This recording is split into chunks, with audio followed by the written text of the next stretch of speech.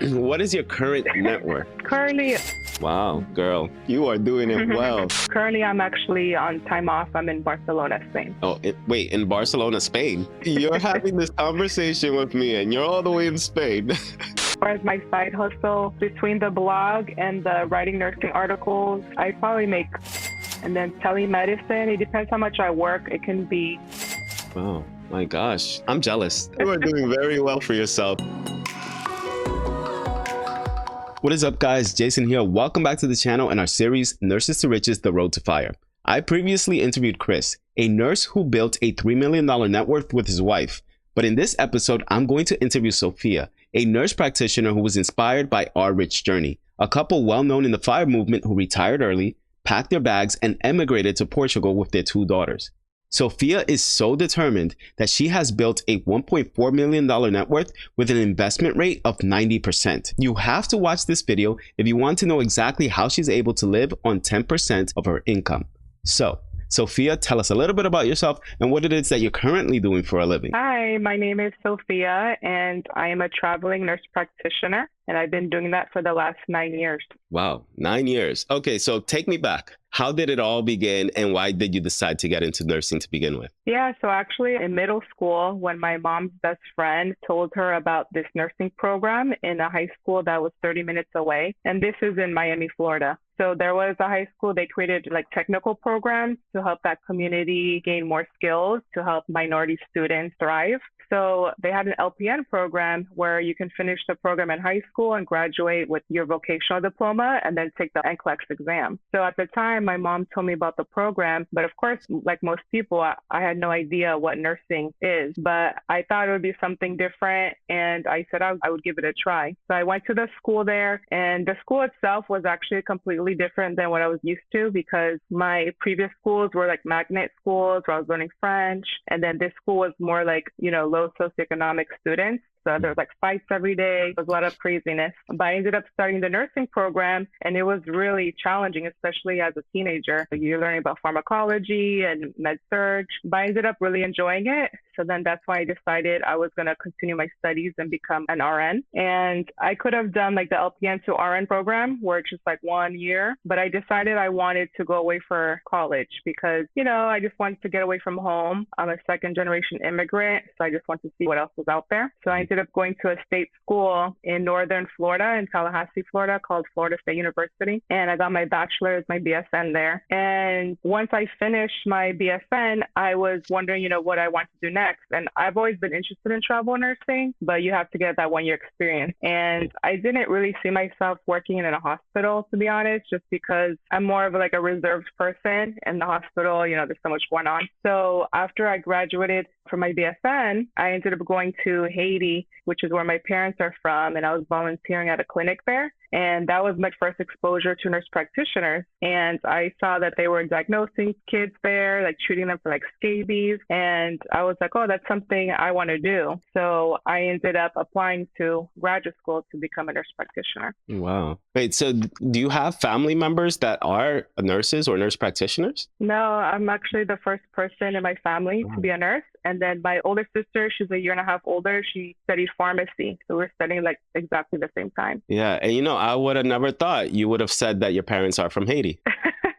Yeah, most people think, I'm Hispanic, but a lot of people in the Caribbean are from other countries. So but my family ancestry is Lebanese and French. Wow. Okay, so I want you to talk about how was the transition from graduating nursing school to then landing your first job? Did you have a hard time initially? So my first job was as an LPN, and I was doing home health. That job was pretty easy because I guess covering a night shift for pediatric patients who had like a trach tube or G tube. So it was straightforward. The patient was sleeping and I would just be at home monitoring them. I think the hard part was staying awake during the night shift. And then as an RN, I actually didn't work as an RN technically. I only worked as a nursing instructor. I was teaching RN students. These are like second generation career students. So for example, they're an older age, like 40s or 50s, and they're learning nursing as a second career. And then afterwards, my first real job was as a nurse practitioner. Wow. So you skipped the bedside altogether, it sounds like. Yeah, Yeah, I mean, I know it's controversial when people say, oh, you have to have some RN background or acute care background to be a successful nurse practitioner, but I do not agree with that. Yeah, I love that because you're right. That's not the traditional route. Actually, even nursing instructors and educators will tell their students start at med surg so you can get the foundation for nursing before you go on to somewhere else. But you said, F that, I'm just going to be a nursing instructor and then I'm going to become a nurse practitioner. Yes, because at that point, I felt like I had done nursing school 3 times. So I felt like I knew enough to teach others. Yeah, I love that. So at what point did you decide that you wanted to become a nurse practitioner? Like how far along into your RN experience did you do that? So actually, I had graduated from the RN program and I literally took the NCLEX a few weeks later. And the next day I went to Haiti. So that same week is when I decided I wanted to be a nurse practitioner. So I ended up applying to the University of Miami program because they actually have an accelerated family nurse practitioner program, which is 1 full year instead of 2 years. So it's 3 semesters and you can do it really quickly. But however, since it's full time, you cannot work at all. So how did you support yourself during nursing school? So with the bachelor's, I did get a full ride from my university and I had enough scholarships from them that it supported my housing expenses and, my entertainment and food. And then for University of Miami for graduate school, I did get a scholarship that covered 2 semesters of the NP school. But since it is a private school, it's expensive. So each semester, I believe, costs, I want to say $15,000. So I still was on the hook for $15,000 for 1 semester. So I ended up taking student loans for that and then student loans to live off for that year. So I ended up having $50,000 of student loans by the time I graduated. Okay. 50? Yeah. And did you manage to pay that off or are you still paying it off? Yes, I ended up paying it off after 3 years. I kind of went full force.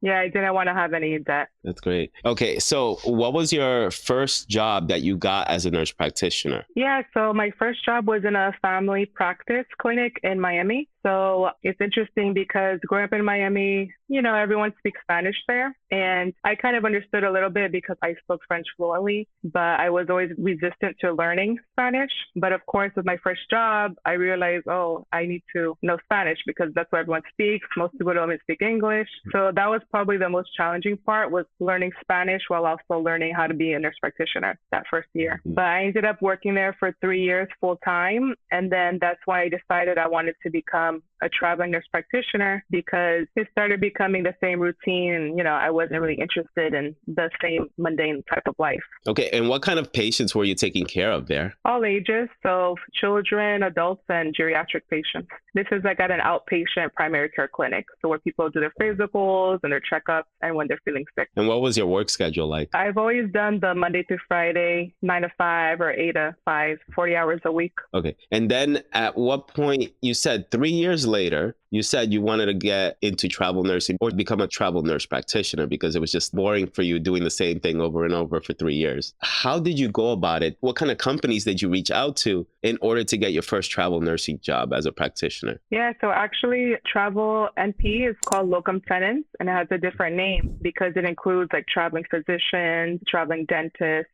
more like in the provider role. So when I was looking into it, I wasn't sure if I would be good at being a traveling NP because, like I said, I'm more of an introvert. So I wasn't sure I could just jump into a situation and meet people all the time. So my first assignment I did was a local one in Miami. And I did it to see if I felt comfortable just like jumping in and learning quickly on the spot. And I did. So then that's why I decided I would travel to other states. So as far as looking for agencies, I did partner with a few of them. I just looked online. At that time, there wasn't that much information for traveling nurse practitioners. So once I took on my first assignment, I started my blog, which is travelingnp.com, just to give other nurse practitioners more information about starting as a locum tenens provider and finding the right assignment. As far as finding the first assignment, the agencies, they know that you're talking to more than one agency. So I just go with they know there's no loyalty because it depends on the job. Different agencies have different jobs. So I just decided which states I was looking forward to going to. And I've always wanted to go to Washington State because it's like on the opposite side of the US. So that was my first assignment. And I got licensed there. And I worked with a couple of agencies to find a job. And the ones that found me the job that was most appealing to me money and also paid the most at the time is the one that I accepted. Okay. Can you talk to me about the pay differences between being an RN instructor, then becoming a nurse practitioner for 3 years, then going into travel nursing as a nurse practitioner? What was the pay difference between those three different roles? Yeah, so my first job as an LPN in home health, I made $16 an hour, which, is nothing now, but as a teenager, it felt great. Then my second job as a nursing instructor, they actually paid pretty well. It was like $40 an hour, and that was using my RN license. And then my first job as a nurse practitioner, I was paid $45 an hour. And Florida is known to be like a low-paying state, so the pay varies depending on the state, similar to RN. But after 6 months, I negotiated a raise to $60 an hour, 60, just showing that I was very efficient and productive. And then my first locum tenens traveling P assignment, I ended up making $70 an hour. And that one was in Washington, or was it still in Florida? Yeah, that one was in Washington. Wow. Yeah. And you said your criteria for your first locum tenens job was that you wanted to be on the opposite side of the United States. I've never heard that criteria. That was the first. Yeah, I guess because, Miami is like so far away from the other parts of the U.S. So I just was really curious to see how their people live. And actually, I really liked it. That was like one of my favorite assignments. Where in Washington did you end up? So it was like a rural area called Moses Lake. It's 2.5 hours from Seattle. Oh, okay. And how long did you do that contract for? So normally the assignments are 3 months long. And then once in a while, I'll extend maybe a month or 3 months if I really like an assignment. Okay. And after that assignment, what did you do? So after that assignment, I ended up going to California. So where you are. But I spent about like 6 months there working different places. I started in Monterey, and then I went to San Diego, and then I went to Sacramento, and then I went down back south to El Centro. Wow. Okay. All right. Now let's talk about a few things, because I want to first know, what is it that you did as a traveling nurse practitioner in Washington? And then we'll talk about California. Okay. So I was still working as a family nurse practitioner. So in Washington, I worked at a federally qualified health center. And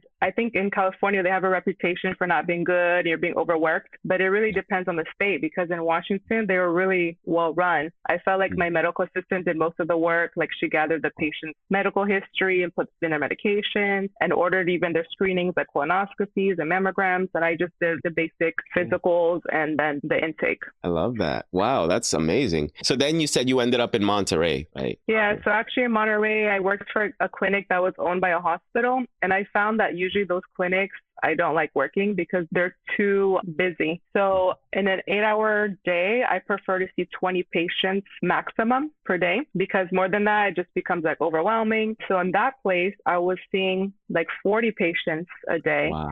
But I was actually working a 10-hour shift. And I realized at that time, I don't like doing the 410 just because, as an introvert, like, wears you out. And I ended up not staying at that assignment just because they were working me too hard. So I left early, and then that's when I went to San Diego. Cool. Did you enjoy San Diego more? Yes. Actually, San Diego in general is like one of my favorite places. If I ever lived outside of Florida full time, it would probably be in San Diego. It's just really diverse. And then I love being by the beach. I like being outdoors. There's lots to do, and it's not that crowded. Probably because it reminded you of Florida without the humidity. Yes, exactly. And the diversity is actually a bit different. They have like Middle Eastern people there, and then they have Mexican people. Yeah. Okay, so did each of these contracts last about 13 weeks? Yes. So far, I was only doing 3-month assignments. I didn't think I would ever extend until the following year. I ended up finding an assignment that I really liked, and I stayed for actually 1 whole year. Wow. Where was that? It was actually in Virginia. And what did you like so much about that place? So it was a geriatric clinic, and they do managed care. That means that the patients come once a month, the elderly patients, and we're responsible for all their care. So we want to prevent them from getting sick enough to go to the hospital. So for example, if they have CHF, we're seeing them every 2 days to give them Lasix in the clinic instead of them having to go to the hospital for something, simple as a CHF flare. So I like that because it kept you accountable. You can see like how well you're doing with your patients. By them not going to the hospital, that means you're taking really good care of them. So it's very motivating, and also also I got to see the patients, every few weeks or every month. So I got to know them really well. So it was really nice. I love that. It's like being a primary care physician where you see the Hmm. same patients over and over. And Yeah, it's great that exactly. it's great that you're doing preventative care instead of like Hmm. the exact opposite where they come in and they have an acute illness and you're treating that illness. Yeah, Okay. exactly. So where are you now?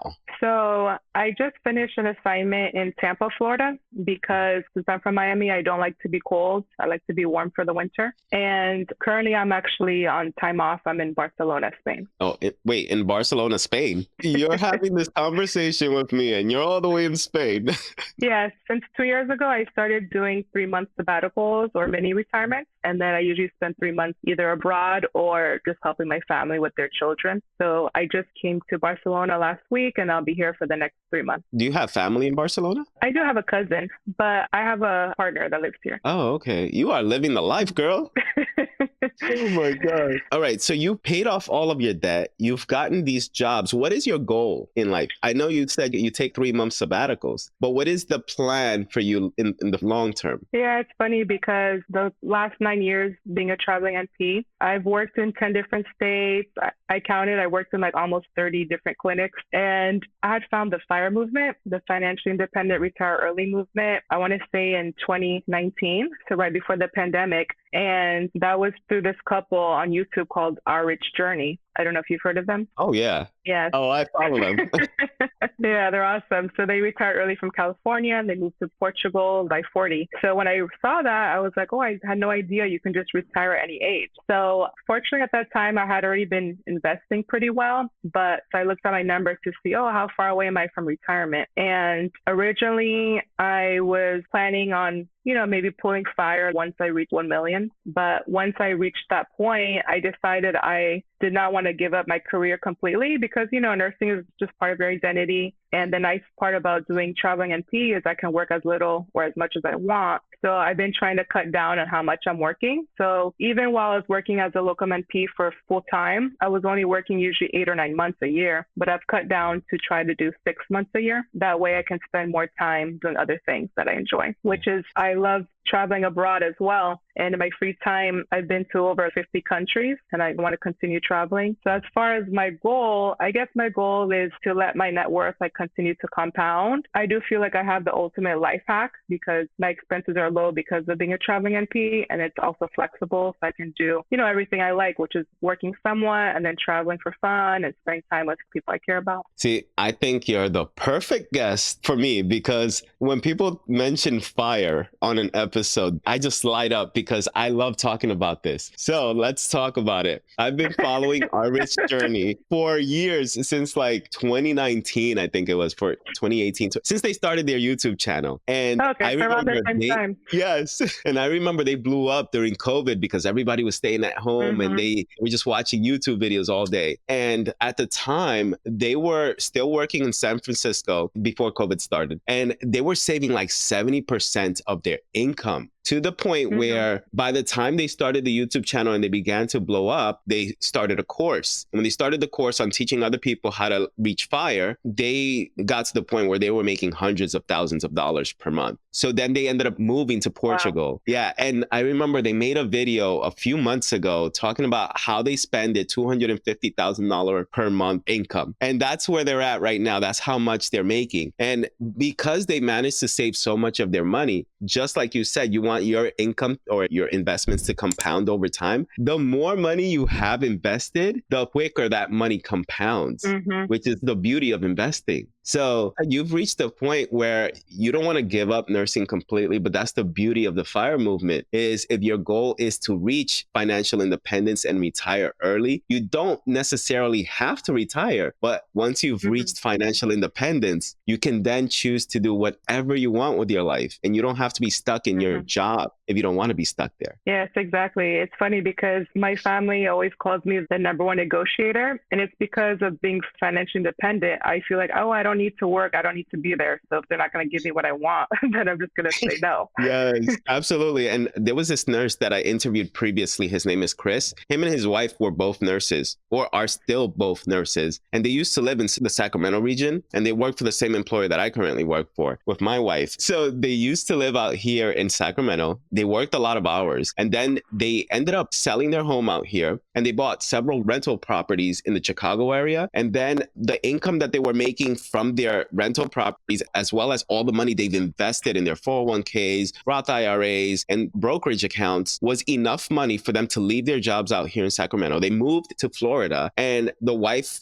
quit her job. She just stopped working so she could spend time with the kids. And then he decided to just take an ICU job because he had some ICU experience. Took an ICU job, and he didn't really need it, but he said he just wanted to do it just because he wanted to keep himself busy. So now him and his wife are considering going back to school so they can become CRNAs. And it's just, I think I heard that. Just the fact that they have so many options now. And me and my wife, that's what we're trying to reach right now. It's why we're so focused on creating content online. Because as you probably know, like when you created your blog, maybe people started reaching out to you that you weren't even expecting, right? So just putting yourself out there online, it opens up so many doors for you. Because for us, last month, we don't make much money from content creation, but last month was one of our highest months where we made $5,200. And we started this channel like 3 years ago. I remember the first year, we made like $97 the entire year. And then the next year, we made about $1,100. And by the end of 2023, which was like going from the second to the third year, we made about $2,900, almost $3,000 per month. So, but this year we're on track to make anywhere from $5,000 to $6,000 a month. And it just keeps growing and growing and growing, you know, and that's just,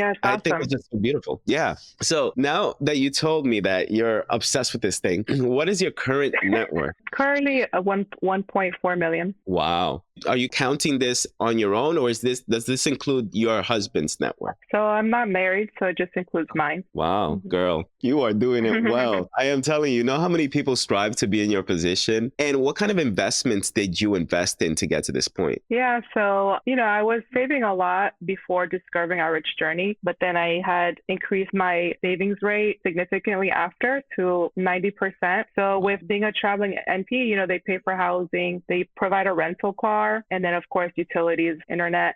So those main two expenses, car and housing, are the main expenses people have. So not really having those allows me to save a lot. So I used to have a car, a nice one. It was like an Audi convertible. But once I started doing traveling NP, I decided to get rid of it because it was a pain to have to like ship it everywhere or drive cross country. And then plus my job was providing a rental car for free. And the rental cars I get sometimes are nice ones. I get an Audi for free from work. I get an Infiniti, Acura. So it didn't make sense to have a car. And then for housing, my home base is still Miami. I just have a room that I share with one of my relatives. So I pay a few $100s a month for that. And to have a tax home for traveling NP, you just have to be paying at least $250 of expenses back home, have your voter's registration linked there, your driver's license. So I'm pretty much fine that way. My main income from traveling NP, I just save all of that and invest it. And then my income from my side hustles is what I used to live. My expenses aren't much because I just pay for like food and entertainment,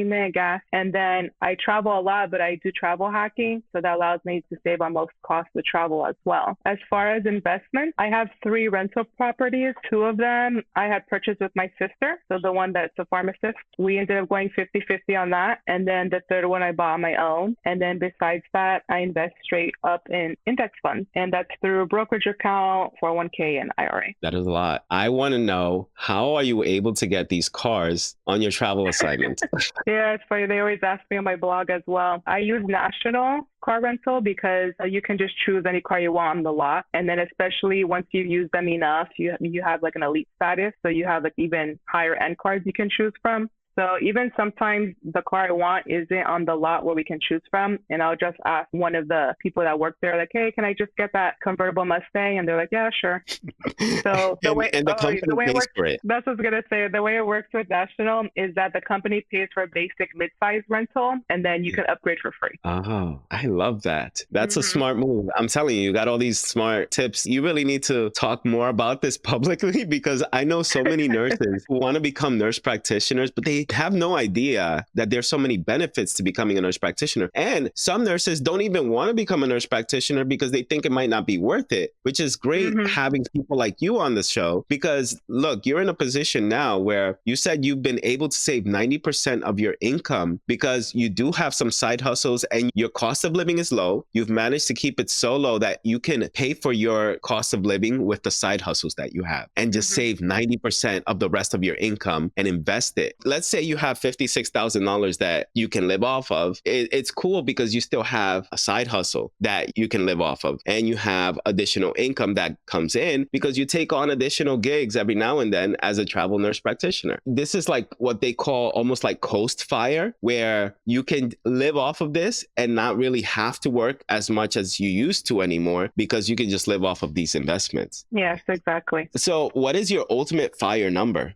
So I think 1.5 to 2 million, because it's hard to predict really, since right now I probably spend maybe $1,000 a month, which is nothing. But if I calculate like what would be comfortable, like mortgage to pay, having a car again, travel, I think maybe having 5,000-6,000 a month would be ideal. Well, if you're only spending $1,000 a month, you would be living very comfortably with 5,000 to 6,000 a month. Yes, but I'm planning for the future in which let's say I wouldn't work the traveling NP, so I would have to have my own home, at that point. So how do you deal with health insurance? Yeah, so some of the companies with working as a traveling NP actually provide health insurance. So there's two types of agencies. Some pay you as a 1099 contractor, and then some pay you as a W-2 employee. So the W-2 employee, they provide health insurance, which is affordable, maybe like $20 per paycheck. And at that point, you can use it anywhere you are working in. So I usually do all my checkups at that time. And then when I switch to 1099 agency that doesn't provide health insurance, and I just get it out of pocket for like a high deductible one. So the payments aren't monthly, are not high. Yeah. And are you working with the same agencies over and over? Is it always the same agencies? Not necessarily. When I said that I had extended in Virginia for 1 year, that agency, I ended up working with them frequently, and they were a W-2 agency because that site that I worked at, they have clinics all over the U.S. So since I was, well known at that clinic, they would ask me to help them in other states, like in Chicago or Ohio, even Florida.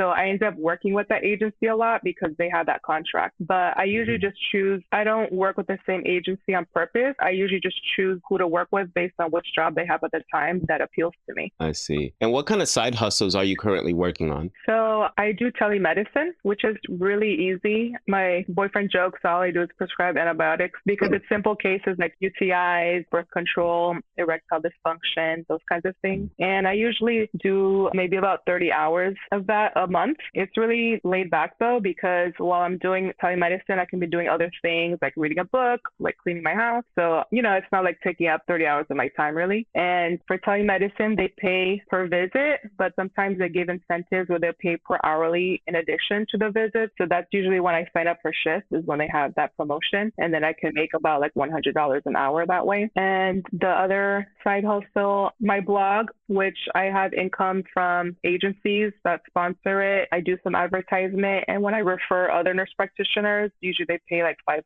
to $1,000 per referral. I write nursing articles for nursing websites. That's usually about like $10,000 a year. I've always enjoyed writing, so I like that. I have the real estate, but I don't really use the income from that. And then I recently started doing financial coaching last year, which I usually have 3 people per 6-month period that I help them with their finances, learn how to invest and stuff like that. How did you get these clients that signed up for your coaching program? Yeah, so I had just created an Instagram called The Wealthy NP, and I just posted on my personal Instagram and on my travelingnp.com website. And I said, hey, I'm starting to do financial coaching, like one-on-one, reach out if you're interested. And that's how I started getting those clients. But I have them sign a 6-month commitment where they're paying monthly, because as learning about finances is not like overnight. You need to be committed to learning about it, and we need to meet monthly to see that improvement. Yeah. And how much are you generating now as a nurse practitioner, and how much are you generating from your side hustles altogether? A ballpark figure. It doesn't have to be exact numbers. Yeah, as a traveling nurse practitioner, I make $100 an hour. So if I work 8 months, I usually make $200,000 a year. It's mostly because of overtime. So especially that geriatric clinic I mentioned, they always need overtime.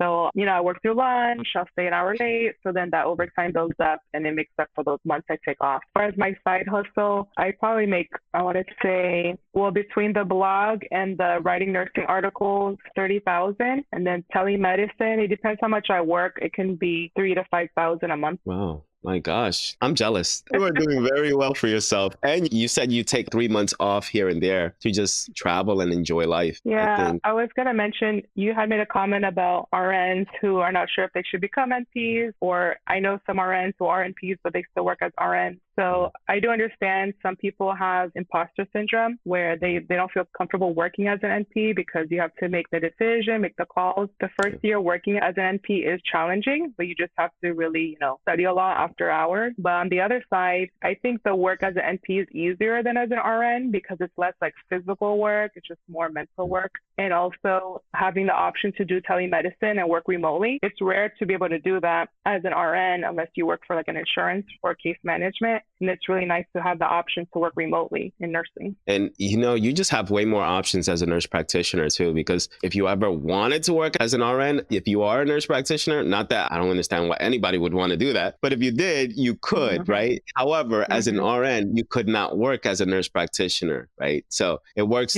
better the other way around. So it's true. I know so many nurses that I work with though, that are nurse practitioners who have been trying to get work in our area and they haven't been able to find work. Have you heard of any nurse practitioners who have been having a hard time finding work? Yes, actually, when I graduated from nurse practitioner school, it was a bit challenging to find a job. I think it took me 4 months because they wanted NPs who were experienced, and it's obviously someone needs to train us. Yeah. But I think if you're willing to travel or move like out of your city for a year or two, it's worth it because a lot of those opportunities, like in rural areas, they're willing to pay like a sign-on bonus or help pay off student loans. So it may be worth like moving there for 2 years just to get that extra assistance and experience. So then when you move back home, you can easily get a job. It makes sense. Yeah. Okay. So I have viewers that are interested in the FIRE movement and they're interested in becoming nurse practitioners. So if they want to reach out to you, how can they go about doing that? Yeah, so they can find me on Instagram at traveling_NP.